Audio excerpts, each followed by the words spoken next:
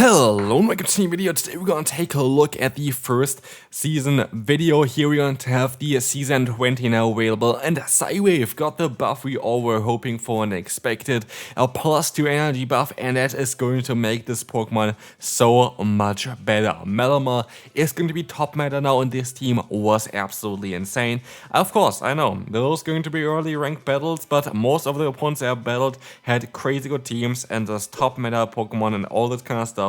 But still, this team went 13-0. I didn't lose a single battle with this team, and so yes, sadly, that's going to be kind of spoiler alert for this video as well. This team was just so good. Like, that's something that I just can't say. This team was absolutely amazing. And also, there's some kind of secret kind of strategy behind this team as well, which we're going to talk about here today. And it has all to do with Clodsire. Clodsire, the #1 spot for the upcoming meta. We tried to counter it with this team.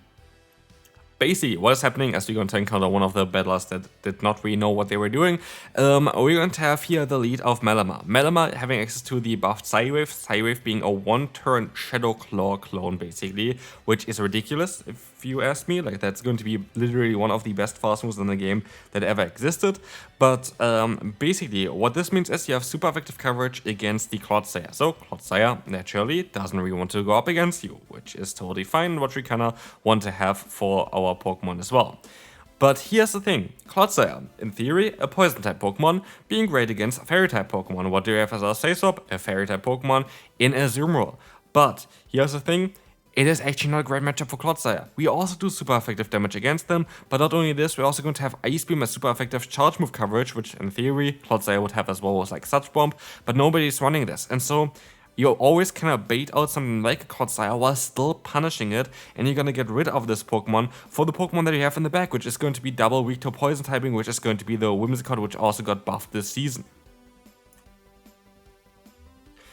As you're going to see here now, we're going to see the next opponent coming up. We're going to have a very neutral lead for us. We're going to have the opponent's Dragonite against us. That's totally fine. We're going to be able to swap out here into our Azumarill to catch the move, which is going to be great for us as Dragon Claw is coming through. We're going to see the swap out into Carbink here, which is an interesting play from the opponent, as Carbink is going to be weak as well to our Water-type fast move, which is very cool.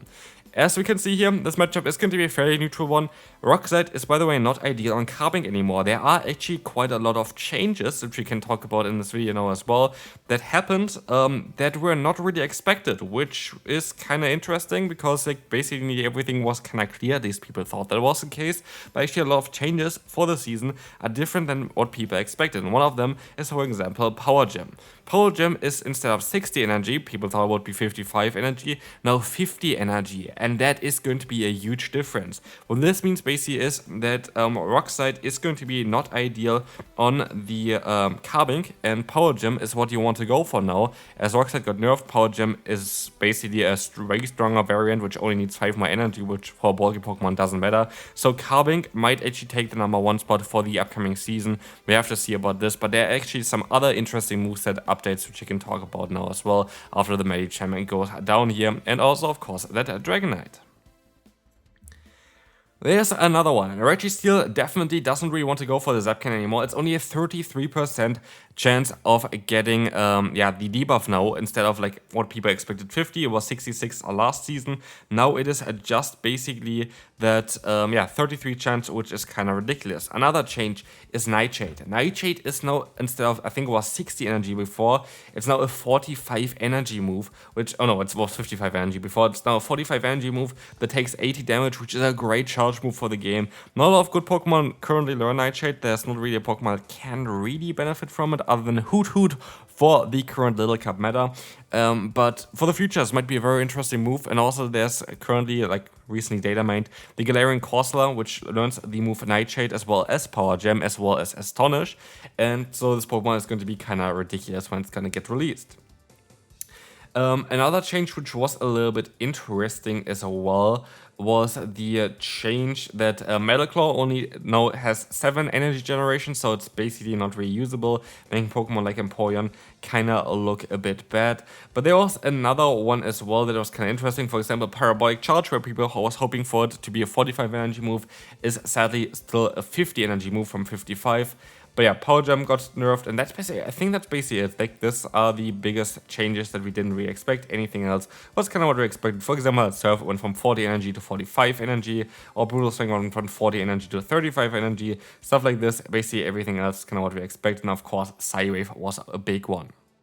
Anyway, we're going to talk about this team a little bit again. So, basically, if you're going to have a positive lead, you want to stay in. If you have a neutral lead, you want to stay in for a bit, do some damage and swap out. And if you have a bad lead, of course, you want to swap out straight away into your Azumarill. And just the combination of Malamar plus the Azumarill is, I think, a combination that we're going to see quite commonly for the upcoming season, as, yeah, this is going to be a great core to run.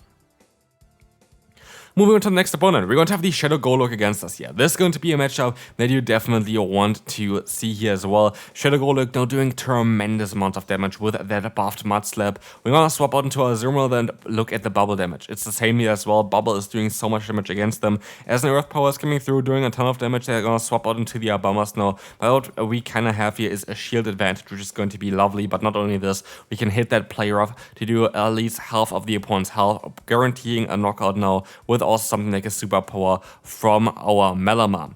In comes the Energy Ball. Energy Ball is going to take the knockout here as you're going to try to reach out for that superpower. As we decide to use a shield here, the opponent is going to go for the Ice Wind. That is totally fine. We can try to go ahead and go for our own superpower. Superpower is coming through now, and that is going to be able to take the knockout against them. As you're going to see the Whimsicott in here against the opponent's Dugong. It's going to be a little bit of a dicey matchup, as this is going to be something where the Whimsicott definitely needs to hit some Seed Bombs very fast, as the Ice Wind debuff is going to add up quite fast.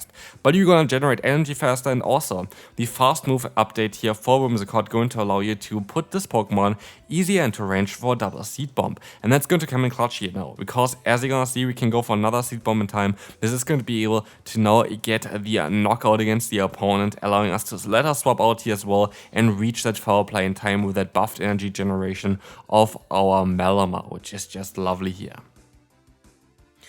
Moving on to the next opponent, we're going to encounter Trevenant on the lead. What do you want to do here? You want to stay in, of course. It's going to be the best kind of matchup for you. As I saw out into the Altaria, as you kind of need foul play damage anyway for the opponent's Trevenant, you decide to go ahead and go into the Azumarill here. Azumarill has the big benefit of having access to Ice Beam. So what we want to do here is we want to overform to 99 energy and then go for an Ice Beam. And that's going to allow us to hit also an Ice Beam against the opponent's Trevenant, if at least they want to do that. So, Skytech is coming through, Ice Beam's coming through, and what I forgot about as well again, the switch clock changed. It's now 50 seconds and not 60 seconds, and that is definitely noticeable, as the opponent was able to swap out here way earlier than you usually would be able to, and that's actually, in my opinion, a very good thing, because it's going to make the gameplay a little bit more dynamic, and that is only something that can benefit the gameplay.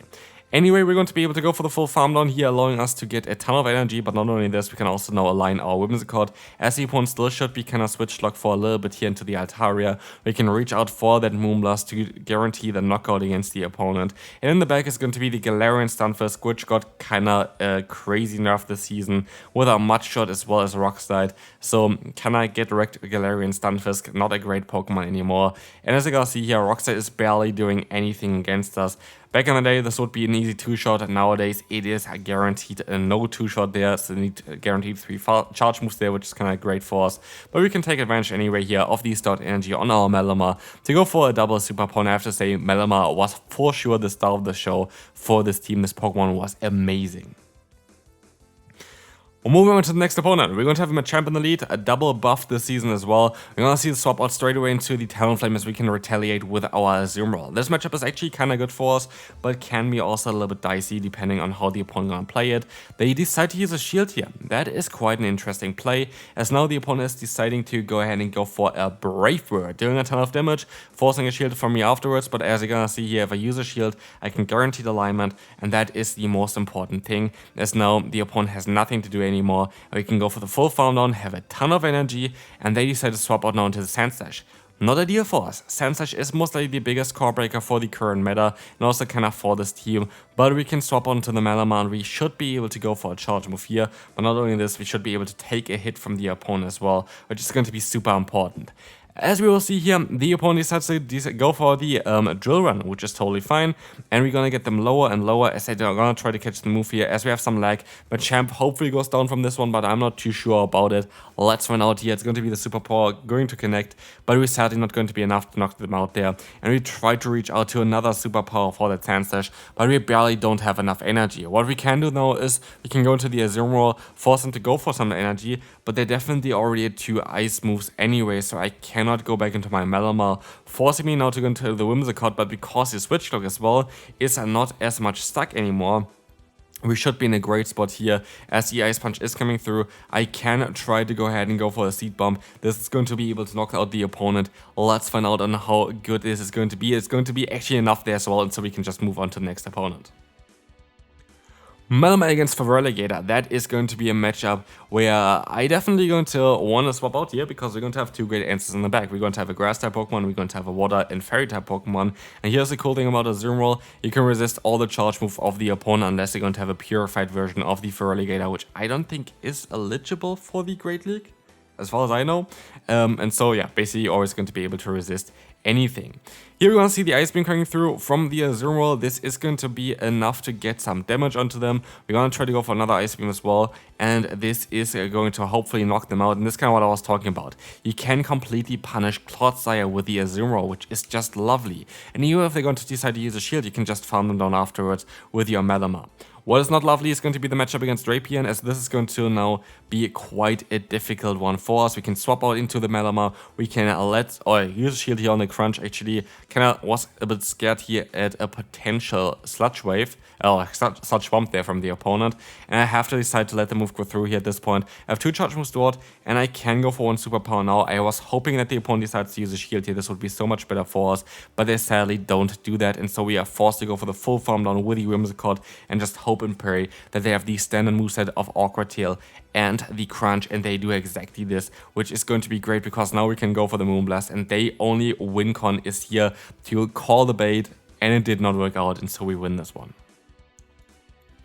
Second to last battle, we're going to see Jellicent here. Jellicent got nerfed this season, which is great as well. I feel like this Pokemon was a bit too strong in the Ultra League anyway, so I don't really mind this. As I swap out here, we can go for the Superpower to already get a ton of damage onto that Scrafty. Scrafty having access to the Thunder Punch, it might have been a bit better for me to actually swap into my Whimsicott here instead of my Azumarill. I'm still thinking about the moveset of like Power Punch and the other one there, Foul Play, but actually running Thunder Punch here, and we're gonna go for the biggest 5-head play here anyway. They're going for the play off against what's called a Poison type Pokemon, as we can now go for the Ice Beam afterwards. It's going to be able to hopefully get a ton of damage onto them, and this actually worked out super well, which was not intentional. Like, I literally just didn't look at the screen and was just looking at other stuff on Twitter, and so that is my fault. And so, yeah, that's going to be totally fine though, because we're still going to be in a matchup where we guarantee a win here. And so that is going to be great for us. We can just go for a double foul play here now against the Jellicent, knock out this Pokemon, and then it's literally down to a few fast moves against that Golbat, and so we're going to be able to easily win this game here. As we will see a Bubble Beam coming through, it doesn't matter. Foul play should still be enough to knock them out, I would imagine, but even if not, we still have 2 Pokemon on the back, and that is not something that the Golbat can deal with, but it is going to be enough anyway. Psywave is going to be enough, and we can move on to the final one for today. Pangoro. Pangoro is going to be a matchup here as well, where we're going to have 2 great ends in the back, and so you decide to swap out on a potential close combat into our Azumarill. It's going to be the Night Slash, which is totally fine, as I are forced to swap out into the Clodsire, and that's exactly what I mean. This is why this team is so great, because Azumarill is baiting out exactly the Pokemon that you don't want to face as a Whimsicott, and that is so important, as we will see here as well. The opponent is going to go ahead and go for the Earthquake, do some decent damage. We can go for the Ice Beam. This is going to be able to knock them out if they're going to let the move go through, which they do. And so we can align ourselves, and alignment is key here. The opponent is going to go into their Pangoro again, as he can swap out into our Whimsicott. 1 Moonblast here against the opponent's, what's called, not Pangoro, it's Papunga in German, by the way, that's why I got a little bit confused there. It is Jumpluff in English. The opponent's Jumpluff here is not going to have a great time, as they're running still Acrobatics. Actually wasn't paying attention at the move that they were running, and I make a little bit of a mistake here, which at the end of the day, I don't think really going to matter, which you know as well already, because we have a 13-game win streak with this team. But we can go for a bait, we can let the opponent just let the move go through. I don't really care too much about, but I can let go of the opponent's acrobatics and just fully farm them down with a Malamar. But I was actually quite lucky. I could have lost this battle here by the opponent going for close combat. I think they maybe thought, oh yeah, Knights is just going to be super effective. No, it's not. Close combat is the way to go here, but no, I definitely would have not survived close combat, for sure not. And so we are going to be able here to go for the superpower, get the shield, get the knockout, win this final battle, and this is going to be it also for today's video. Hopefully you enjoyed this one. If you did, feel free to leave a like, would really appreciate it, as we can go for the full farm down here. The opponent has no chance of winning this one anymore, especially as they cannot still do charge moves, and so that's going to be it. And I'll see you then. Bye bye.